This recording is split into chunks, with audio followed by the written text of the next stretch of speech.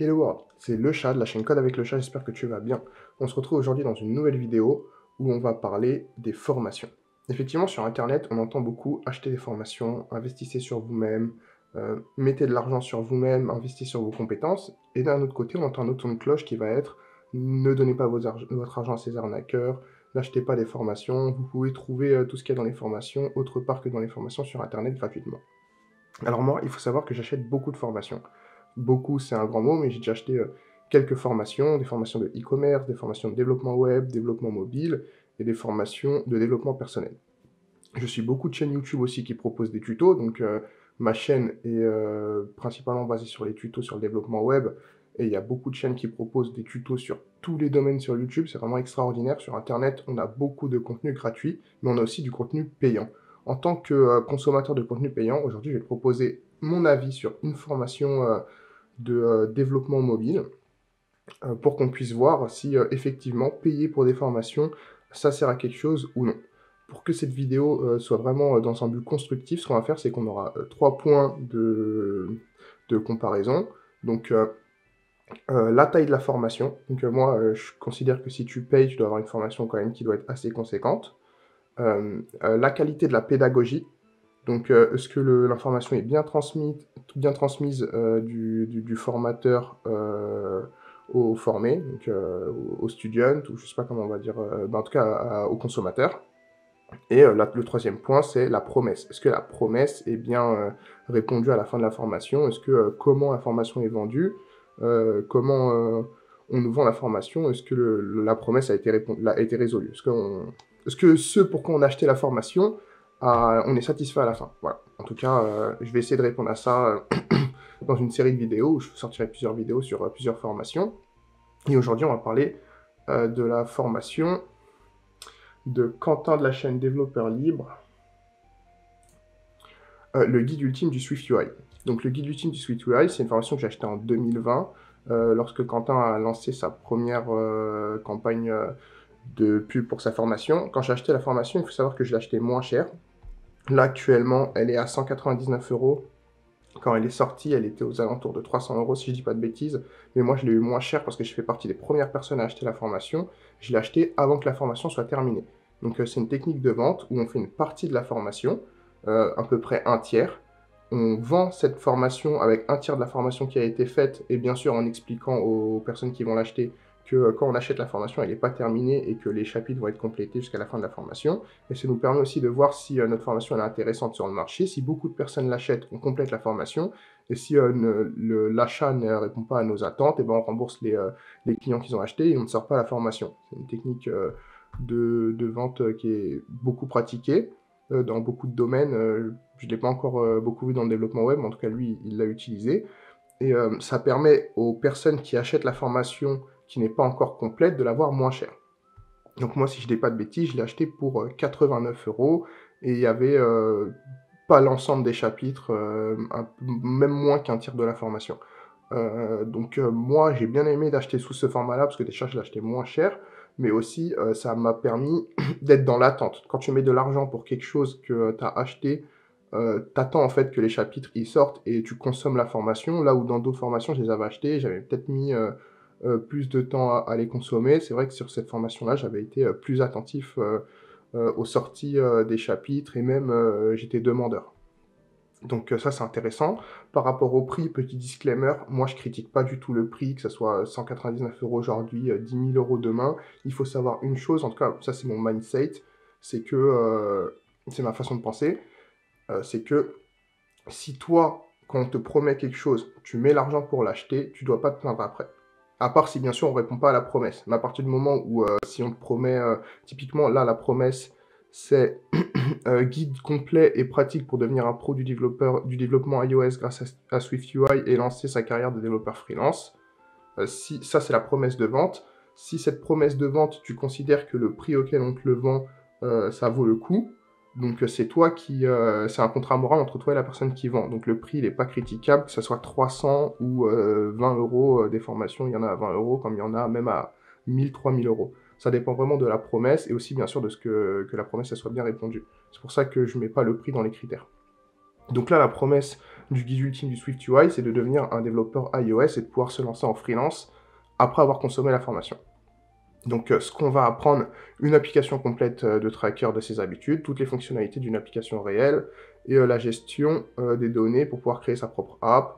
Donc dans la formation, plus de 10 heures de vidéos, documents PDF de plus de 300 pages, plus du code source, vidéo très courte pour apprendre n'importe quand, partie théorique pour comprendre en profondeur, et accès 24 heures sur 24, 7 jours sur 7, donc quelques prérequis, avoir un Mac, parce que c'est une formation pour faire du SwiftUI, donc c'est de développement d'applications mobiles iOS, j'aurais peut-être dû le dire avant, et un accès bonus à un Slack développeur libre, une FAQ, et là on voit tous les chapitres de la formation.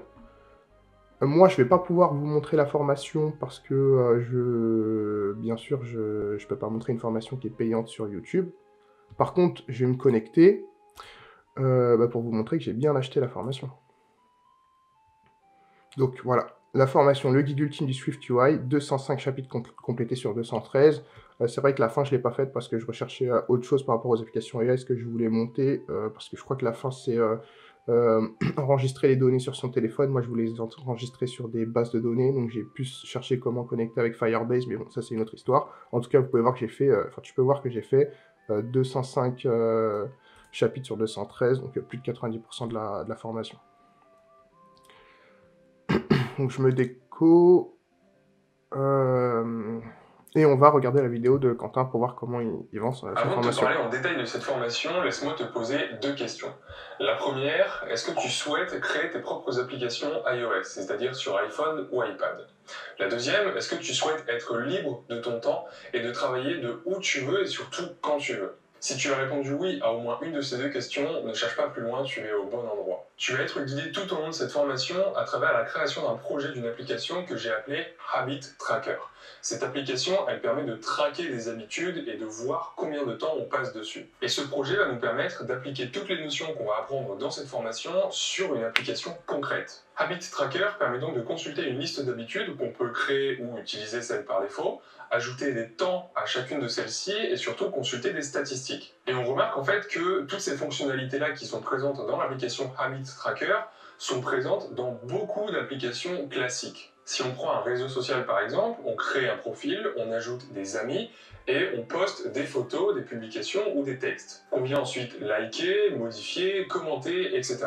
Et toutes ces fonctionnalités de l'application Habit Tracker, eh bien on peut les retrouver dans pas mal d'applications comme un réseau social, une plateforme de mise en relation ou encore une application pour augmenter sa productivité. Mais attention, c'est pas un projet que vous allez me regarder développer de A à Z. Parce que cette formation, je l'ai découpée de la manière suivante. Dans chaque chapitre, il y a une partie théorique pour comprendre le concept, une partie appliquée pour appliquer la notion qu'on vient de voir sur le projet Habit Tracker ou sur une autre application, et une partie évaluée pour essayer de refaire soi-même ce qu'on a appris, plus la correction bien évidemment. Ce qui fait qu'au total, vous allez recevoir, après avoir commandé cette formation, presque 10 heures de vidéos très courtes pour pouvoir apprendre à n'importe quel moment, plus un PDF de 150 pages avec les codes sources de l'application. Et en bonus, vous allez recevoir gratuitement l'accès au Slack de la communauté des développeurs libres. Vous aurez donc accès à un accompagnement quotidien pour ne jamais être perdu durant la formation. Et en plus de ça, vous allez recevoir des défis en lien avec la formation que vous suivez pour vous challenger encore plus que les exercices qui sont présents dans les chapitres. Ce qui fait au final que cette formation, elle va évoluer avec vous.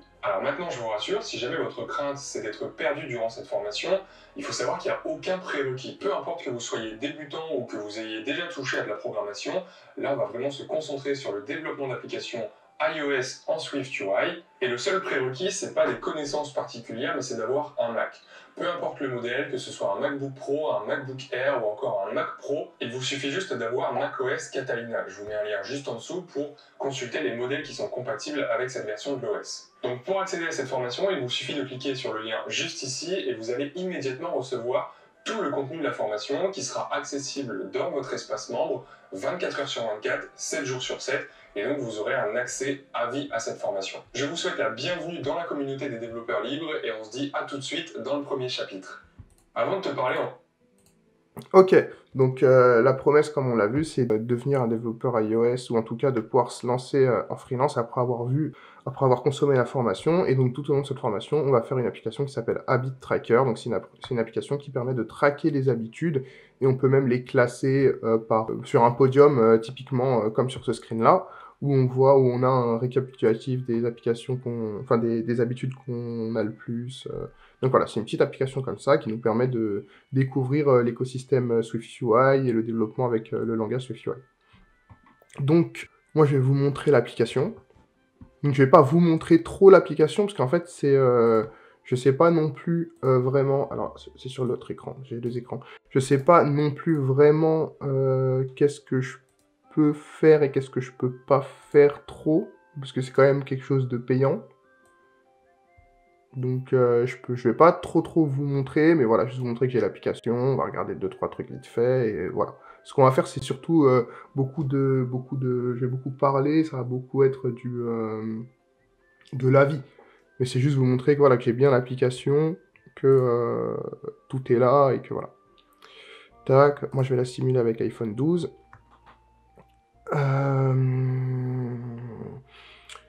Alors moi, l'application, je l'ai faite. Ça c'est pas mon projet. Là, vous pouvez voir Created by Quentin. Moi, mon projet, il est là. Site 2020, app mobile, First Swift UI. Donc, vous pouvez voir, voilà, view, habit détail, habit création, shared, home statistique. Pourquoi je vous montre pas mon application à moi? C'est parce que moi, je l'ai fait il y a super longtemps. Donc, vous voyez que c'est dans le dossier. Tu vois que c'est dans le dossier 2020. Voilà. 2020, c'était il y a très longtemps. J'ai relancé mon application, mais ça fonctionnait pas bien. Quentin propose qu'on puisse télécharger l'application à la fin de la formation, donc j'ai retéléchargé son dossier à lui pour pouvoir lancer l'application avec le dossier qu'il fournit. Sachant que le SwiftUI, c'est un langage qui est très récent, qui est beaucoup mis à jour. Il y a des choses qui deviennent vite obsolètes et il y a des updates. Je sais que Quentin met à jour sa formation, donc ça c'est pas mal. La formation est mise à jour selon les updates un peu. J'ai vu ça récemment, justement, en voulant faire la vidéo, j'ai été un peu regardé et j'ai vu dans les commentaires sous certaines vidéos de la formation que il la mettait à jour. Donc là, le simulateur il est lancé. Ça, c'est le simulateur de mon application. Et donc ça, c'est pas mal aussi. On va regarder l'application rapidement et ensuite on va passer aux 3 critères que je vous ai dit au début, c'est-à-dire longueur de la formation, pédagogie du formateur et réponse à la promesse. Donc voilà l'application Habit Tracker. Donc là, c'est une application où on peut traquer les habitudes. Ça, c'est une de mes habitudes. Je l'ai remplie juste avant le début de la vidéo. Je peux ajouter du temps. Donc là, il y a un petit problème de verticalité, mais c'est pas un souci. Voilà, moi, j'ai fait 24 minutes de course en plus. Ensuite, là, je rajoute une habitude. Allez. Drink coffee. Drink coffee, voilà, je valide. Donc là, j'ai mis drink coffee. Je peux rajouter du temps à mon application. Je rajoute 20 minutes. J'ai bu 20 minutes de café aujourd'hui. Ça a aucun sens, mais c'est pas grave. Et disons que lui, je le mets en cœur. Et donc là, je vois que celles que j'aime pas. Je crois qu'il y a un souci quand je vais dans les statistiques, ça plante un peu. Voilà, donc il y a un problème. J'ai la flemme de débugger pourquoi il y a un problème. Donc, on va s'arrêter là. Cancel. Stop task. Ok, stop task. Voilà, on cancel un peu tout. On va mettre ça en arrière-plan, ça va être sympa. Ah non, ce que je peux faire, c'est que je vais remettre ma tête. Je vais remettre ma tête. Transition. Donc, normalement, tu me vois bien. Alors, longueur de la vidéo. Longueur de la vidéo, comme tu as pu voir, la vidéo, elle a 213 chapitres. Donc, c'est une vidéo qui est c'est une formation qui est très longue, avec 213 chapitres. La formation, elle est vraiment longue. Il n'y a pas que les habit trackers, c'est-à-dire que quand on assimile quelque chose de nouveau sur la technologie SwiftUI, on a des exercices alternatifs pour voir vraiment la brique métier sur laquelle on a travaillé.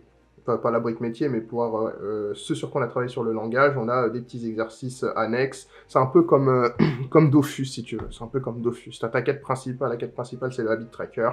Et tu as des petites quêtes annexes pour valider les compétences qu'on a vues. Donc ça, c'est vraiment pas mal. C'est pour ça que la formation, elle est assez conséquente. 10 heures de vidéo, ça paraît pas beaucoup quand on le décompose. On se dit, ouais, mais 10 heures de vidéo, une journée de travail, c'est 8 heures. Je rajoute 2 heures de supplémentaire et sa vidéo, je l'enfile. Mais en vrai, c'est beaucoup de contenu, 10 heures de vidéo. Une formation, ça peut pas être une formation de 260 heures. Donc sur la longueur de la vidéo, moi je valide. Sur la longueur de la formation, moi je valide personnellement. J'ai été satisfait de la longueur de la formation. Des détails dans l'application Habit Tracker. Il y a beaucoup de détails, on voit beaucoup de choses, comment faire des graphiques, comment enregistrer les données sur le téléphone, l'utilisation des packages. Donc on utilise certains packages qui sont liés à l'écosystème SwiftUI. Donc c'est un peu l'équivalent l'équivalent des packages JavaScript avec notre module NPM ou Yarn, quoi. Donc, mais sur le langage SwiftUI. Ça s'appelle pas, je sais plus comment ça s'appelle. Mais bon, c'est un système de package. Donc la longueur de la vidéo, franchement, je valide un bon point. Sur la pédagogie, franchement, j'ai été étonné de la pédagogie. C'est parce qu'en fait, il y avait vraiment une partie théorie et une partie pratique. Et comme il le montre sur la vidéo, donc ça, j'espère que tu peux retrouver bien En détail de cette formation. Alors, après, je vais couper le son parce que c'est super fort. Tac, à un moment, il montre des graphiques. Je vais essayer de remettre... hop, on va faire transition. Ah, mais depuis tout à l'heure, je montre, mais ce n'est pas bon. Vous avez pas vu. Vous avez pas vu, bah, ce sera coupé au montage. Enfin, t'as pas vu, ce sera coupé au montage, c'est pas grave. Donc, je disais, il fait une petite partie théorie comme ça à chaque fois, et il découpe avec des espèces de petits... donc, je vais aller sur Figma pour faire l'exemple. Il découpe avec des espèces de petits rectangles, et j'avais bien aimé ce système-là.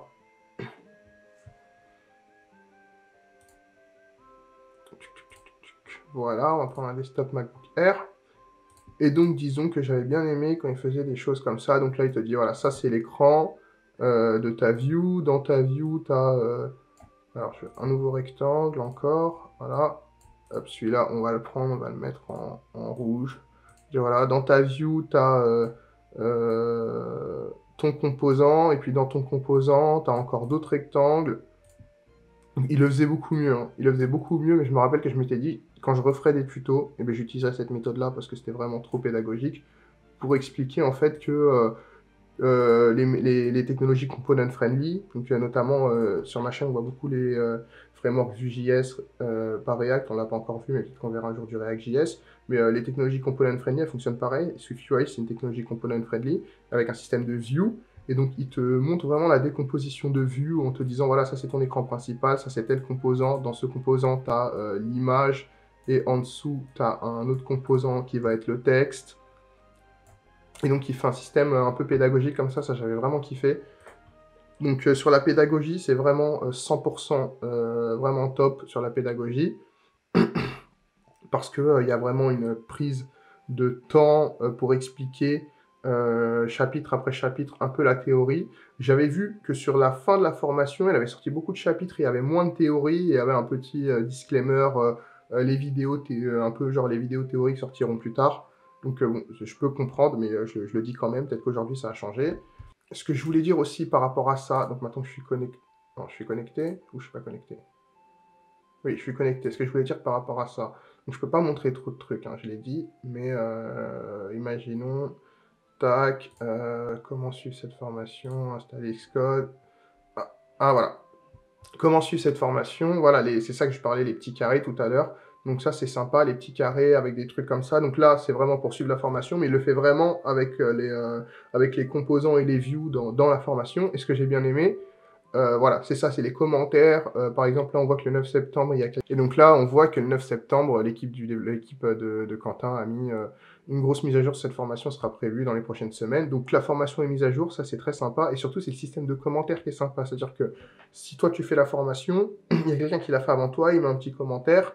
Et donc, tu peux avoir l'avis de la personne, s'il a eu une problématique. Donc, si la problématique a été répondue, tu l'as en live sous le commentaire de la vidéo.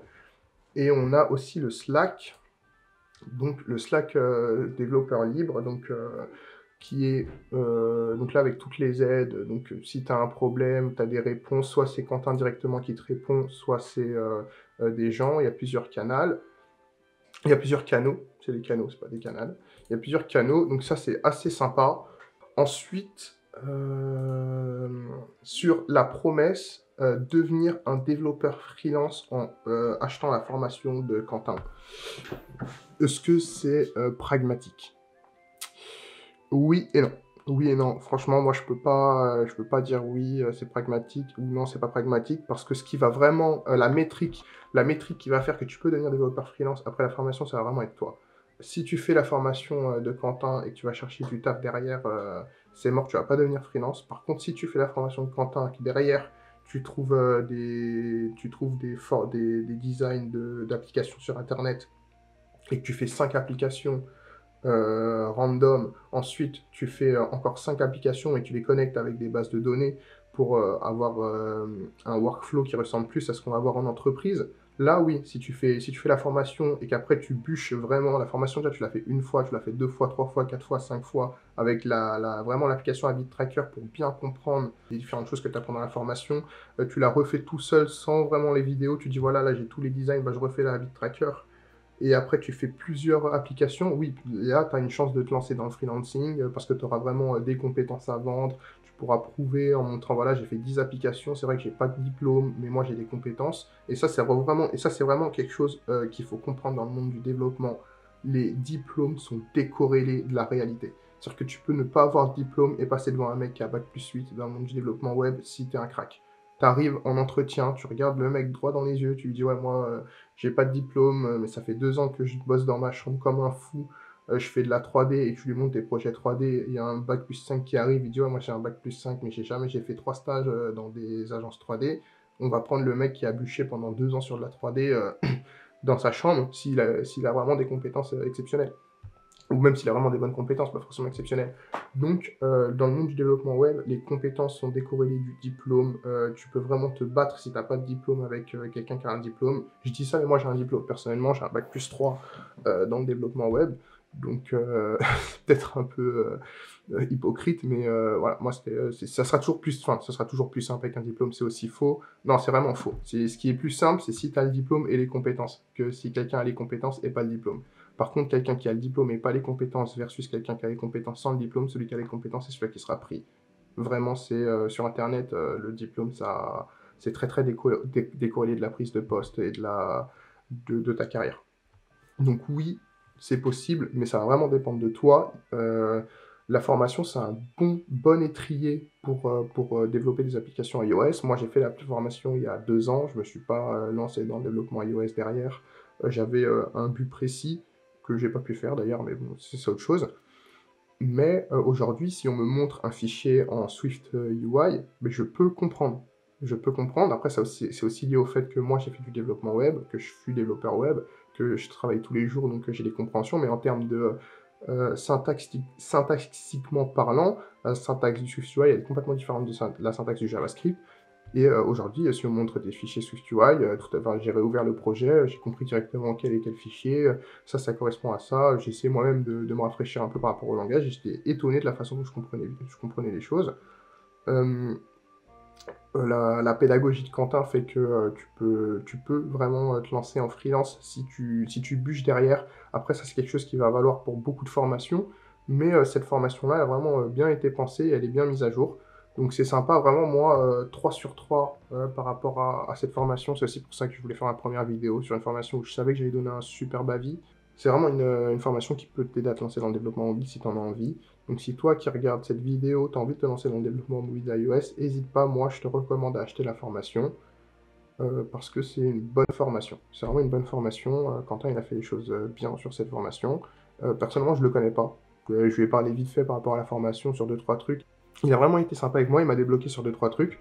Donc en plus voilà, il était alerte sur le sujet. Je vois que la formation est fermée. Donc là, on arrive à la fin de la vidéo, mais je vois que la formation est fermée. Fermée, ça veut sûrement dire qu'on ne peut plus l'acheter. Donc sûrement peut-être qu'elle va réouvrir ou pas. En tout cas, moi j'ai donné mon avis sur la formation. Est-ce que acheter des formations sur Internet, ça sert? Pour cette formation-là, ça sert. Si tu veux devenir développeur iOS, développeur mobile iOS sur du SwiftUI, je te recommande cette formation. Cette formation-là, elle sert à quelque chose. Et pour répondre à une autre question aussi, c'est est-ce qu'on peut trouver toutes les informations qu'il y a dans cette formation autre part sur Internet? La réponse est oui. On peut trouver tout ce qu'il y a dans cette formation en termes de tout ce qui est lié à SwiftUI autre part sur Internet, mais on ne trouvera pas la voix de l'orateur, donc de Quentin qui va nous accompagner tout au long de la formation, plus les conseils et le guide. Ce que tu achètes dans la formation, déjà, c'est le regroupement des informations, parce que toutes les informations, tu peux les trouver, mais elles vont être éparpillées. Là, tu as vraiment un regroupement des informations, plus un guide, donc un orateur qui te suit tout au long de la formation et qui t'explique. Et ce qu'on ne pourra pas trouver, c'est les exercices, les designs, et les exercices, les designs et les quêtes annexes. Donc on ne pourra pas trouver, c'est vraiment le contenu qui est personnel à la personne qui te vend la formation. Par contre, les informations en termes de développement, oui, tu peux les trouver. Après, libre à toi de les regrouper et à de voir est-ce que ça vaut le coup de payer pour avoir un but, un objectif, c'est-à-dire une application à fonder avec directement les designs qui sont fournis, les images, les contenus, etc. Ou est-ce que c'est mieux d'aller chercher soi-même tout sur Internet? C'est deux mentalités différentes. Moi, je pense qu'il y a des choses qu'il faut payer. Il y a des choses qu'il faut acheter. Je pense que c'est une mentalité vraiment qu'il faut avoir et qu'il faut promouvoir. Qu'il faut promouvoir cette mentalité sur Internet. Payer les mecs. Payer, il y a des choses, vous prenez trop de temps pour rien. En fait, il faut faire vraiment le rapport temps-argent. Est-ce que si je me prends un an à regrouper toutes les informations pour avoir un truc, ou est-ce que si je paye et je les ai directement, qu'est-ce qui vaut plus le coup? Et il faut aussi donner de la valeur à l'information. Trop peu de monde donne de la valeur sur Internet à l'information. L'information, ça a de la valeur. Il y a des gens qui ont des informations que tu aimerais tellement avoir que tu t'en rends pas compte.